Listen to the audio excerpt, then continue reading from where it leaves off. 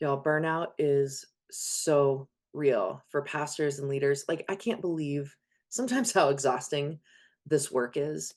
And honestly, when our professional lives are all about spiritualing, which is not a word, it can be really hard to make connection with God and our own transformation a priority. Because really, like, especially for those of us serving in churches, Sunday comes every fucking week, right?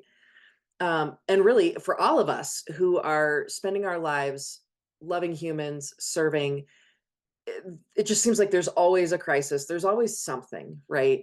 And it's partly why we love the work, but it's also why we forget ourselves.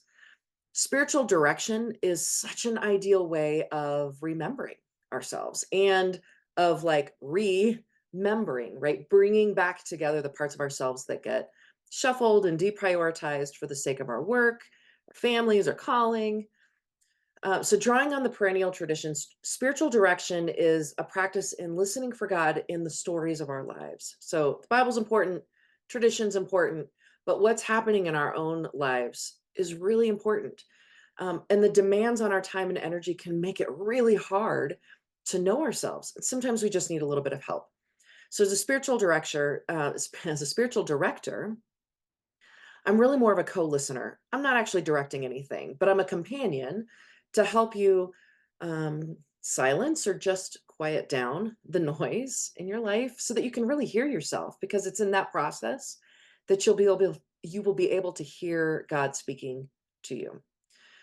There are like an infinite number of ways that we can do this together. It depends on what you need. Some of us really crave and need quiet contemplative space. Some of us need movement or sunshine or to get out and play.